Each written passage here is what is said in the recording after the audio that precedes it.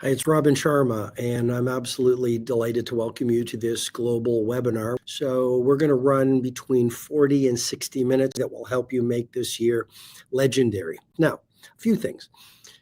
Turn off your notifications on your other devices and turn off your notifications right now. Focus is more valuable than intelligence. We live in a world where too many good people are addicted to distraction, but an addiction to distraction is the death of your creative production. According to the latest research, on an average day, we are touching our phones 3,000 times. The average teenager is spending over 8 hours a day on their digital devices. So, again, thanks for the gift of your time. What would the child that you once were think of the adult that you have become? I'll repeat that again because it's so important. What is the biggest cost to you if you let this year slip away and this year is just like every other year? Too many good souls live the same year 80 times and call it a life. What are the costs in terms of your self-respect? What's the cost in terms of you not feeling that you're making a difference in the world? And then the third question, and it comes from a wisdom tradition, and it's, if not now, then when? Too many people, I'm not judging, just reporting, but they are postponing increasing their genius and their productivity and their lifestyle and their happiness and their impact until some imaginary time in the future when there's less volatility in the world and there's less disruption and they have more time and more energy and more inspiration. So if not now, then when? If not now, then when? So with that context, let's get right into it. I'm going to start with habits. For this year to be the single greatest year of your life yet, remember that genius is less about genetics and more about your habits. Well, gifted is usually a couple of decades of hard work and practice before genius materializes itself. People who live gorgeous lives, professionally, personally, spiritually, are somehow different from you. If change was easy, it wouldn't be real change. Now, you can change. Please don't say, well, grandma couldn't get up early. Grandpa couldn't get up early. So I don't have early rising genes, for example, if you want to join the 5 a.m. club. You have a gift. So think about evolution and those 1% wins, what I've called in my books 1% wins or micro wins done every day with great consistency. Again, your days are your life in miniature. And consistency is the mother of mastery. And it's not what you do once a year that will make a difference. It's those small, little, seemingly insignificant improvements. But at the end of 30 days, that's 30%. At the end of 1 year, it's a 365% improvement. Next point on our first screen about habits. I want you to read it. So what's the greenfield habit mentality? Well, say your new habit is improving your work or joining the 5 a.m. club or exercising every day or reading for an hour every night. All change is hard at first, messy in the middle, it's gorgeous at the end. The first day you do it, whatever the new habit is, at the beginning of this fresh year you've been blessed with, it's almost like you're standing in a metaphorical green field. The trail becomes a road. Keep on practicing. The road becomes a highway. Keep on practicing. The highway becomes a super highway. And then this fatty tissue called myelin starts to wrap around the neural circuit, which in many ways, some researchers and scientists call myelin the secret of genius. Because someone like Kobe or someone like Steve Jobs who could see around corners. So practice the green field mentality. Number 4, you might have read my book, The Monk Who Sold His Ferrari, which I wrote 26 years ago. In that, I talked about great habits. And a vow is something the monks do. And don't start with 50 habits at the beginning of this year. The doorway to success doesn't open outward. If you, for the past many, many months, people have been asking, Robin, we want you to mentor us. We want you to do some kind of virtual training. If you would like me to be your virtual mentor, not for the next week, but for the next 52 weeks, if you're interested in me mentoring you for the whole year. 5, understand the 66-day minimum. Automaticity is when it becomes easier to do the new habit than not to do the new habit. You can join the 5 a.m. club. You can outlearn everyone around you. You can clean up your nutrition. You can make this year the year you get into your best fitness. And then after 7 days, because it's hard, they give up. The formula that I teach is called the 20-20-20 formula. From 5 to 5:20, 20 minutes about moving, sweat, move. I mean, that's one of the traps of social media is causing fragmented attention. With all this infinite scrolling and context shifting, look at some of the platforms. They want your attention, and they want to attract you for 3-minute or 2-minute videos, I suggest. The way you're behaving online is also shaping the way you're thinking. There's a great book called The Shallows, and it talks about what technology is doing to our brain, and it's making us shallow thinkers. We stop reading for 2 or 3 hours every night. Second thing, no phone until noon ideal. The no phone until noon ideal. The fact of the matter is auto-suggestion is a powerful way to re-script your self-identity. And your self-identity determines your income and your impact. So your mornings are sacred. Right up until noon, don't check email. Don't play with your phone. Otherwise, the day starts to get away from you and you end up chasing your day. The people who have the greatest fulfillment in many ways. One of my favorite books is The Splendid and the Vile. And it talked about Winston Churchill's habit. At the height of his fame, left New York City and went to Chadds Ford, Pennsylvania, where he worked in a barn to get away from the world. He worked in a bunker. Demosthenes, the great Greek orator who used to stutter, actually had a cave, and he would go into the cave for hours every day and work on his speech making so he could become a better speaker, better orator. So you can start to hear the signal again. It's the third best habit you can do to find a zero distraction workplace.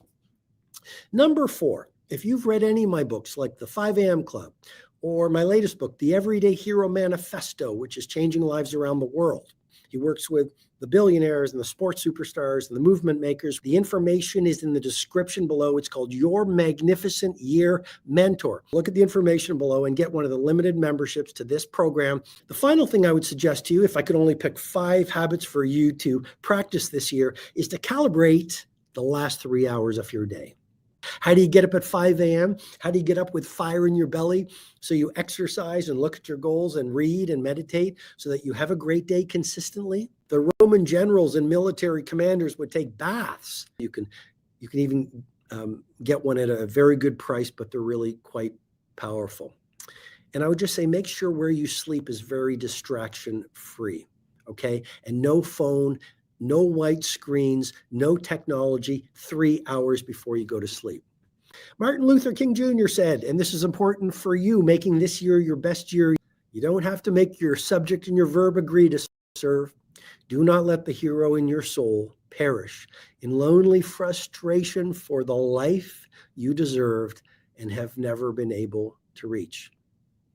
And I think I just want to highlight some of her words, which is, do not let your fire go out, spark by irreplaceable spark. That happens to so many good souls. I believe we are born into wonder. We pick up the world's programming from our mother and our father and our teachers and the media.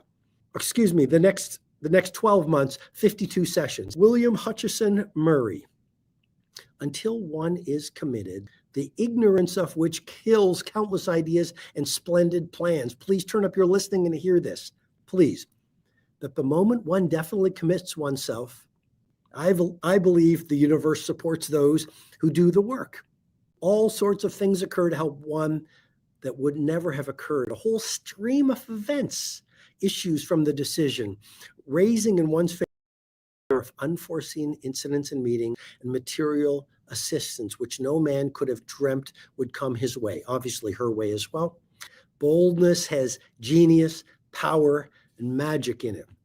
Your phone is costing you intimacy with your genius. Even in the gym, I see people, they're in the middle of a workout. It's not that they're bad people, of course not. Technology allows you to help millions of people. I know there are problems that are is facing, and they hurt my heart too. Let us understand that amidst volatility, it has never been so easy to win right now. The first point, I'm very passionate about this, I think you can tell, but the first rule for owning your year is you can play with your phone, you can materialize your goals, you can't do both. The second rule, the world owes you nothing. There's almost like an entitlement culture of sorts materializing, where you have a cohort of people, and I say this respectfully, but they want the rewards of world class without doing what world class requires. And I think that's magical thinking. When you install the right habits and when you run the right routines and you inhabit the right mindsets, and I'd be happy to teach you all of those. For those of you just joining, I'm launching a new program. It's called Your Magnificent Year Mentor, where I mentor you throughout the entire year, every single week. If you want me to mentor you, to show you how the most successful people in the world do it, it's an acronym for complaint, blame, and excuse. If every one of us would clean our own doorsteps, the whole world would be clean. Third rule for owning this year is the 95.5% performance multiplier. You've got to be willing to do what 95% of the population is unwilling to do. And if you want me to mentor you, I can tell you, I'll speak more about it at the end. And the things that get scheduled are the things that get done. And if you don't know how to plan your days and your weeks at world class, then you are going to be reactive. And you are going to be letting other people's priorities become your priorities. Fourth rule for owning this year is manage your energy over your time. Well, we hear a lot about time management. I want you to be in the business of energy management. It's not the smartest person who wins, it's the one with the most energy and stamina. So you can have the best idea, the greatest mighty mission, the most fascinating, heroic ambitions, scheduleize to realize. Get your schedule right. Learn how to plan. Number one of my favorite books of all time, Who Needs to Wait 3 Months to Read These Books? It's tactical, and it will help you become a bigger thinker. If you talk to any good positive psychologist, I think of Sonia Lyubomirsky, who's written another great book called The How of Happiness, and she spoke on my Titan Summit stage back when I used to do the Titan Summit. And any good positive psychologist will tell you that your expectations become self-fulfilling prophecies. Your expectations become self-fulfilling prophecies. All joking aside, definitely read The 5 a.m. Club. It's one of the best-selling books in the world right now. And then the final book is my last book. And this has also become a breakthrough bestseller around the world. So those are 5 books I commend to you to read over the next 90 days. Final 5 tactics. It's not only good for the world, it's not only good for your customers, it's good for your soul. Happiness comes from living our potential. And so I think when you work hard, and then when you aren't working, there's nothing wrong with wandering around. John Lennon said it really well. He said, time you enjoy wasting is not wasted time. And we need to allow ourselves to relax and have fun. And if you're not a deeper thinker, how can you solve deep problems which allow you to own the game and change the world? Maybe it's in a coffee shop. Maybe it's on an airplane. Maybe it's in a shoe store. Maybe it's in a school. When was the last time you saw a master in action? And by the way, all masters have one thing in common. Robin, would you please do some mentoring for us? We know you work with billionaires. We know you work with NFL and NBA superstars and movement makers and titans of industry and CEOs. Could you please release some kind of a mentoring program that will help us make this new year the best year we've ever had? Third tactic is review your HVTs, your high value targets, every single morning. Sounds so simple, but clarity breeds mastery, and vague goals to vague results. I don't know. What are your most important goals? You want to be in the game, pursuing your craft, enjoying your life, changing the world, growing yourself for decade after decade after decade. And the son said, Dad, come on, let's play. Let's have some fun. Let's laugh together. But the father was too busy being an adult, reading his newspaper. Then he got an idea. And after only a minute, the little boy came back and the globe was perfectly back together. And as you calibrate the third interior empire, your health set, so you have more energy. Maybe it's biohacking or supplementation or exercise or rest or massage or nature walks. And as you purify your soul set, I think my team will probably repost this live webinar somewhere. I've got a lot of videos there, et cetera, et cetera. I wish you all the best and make this year absolutely amazing.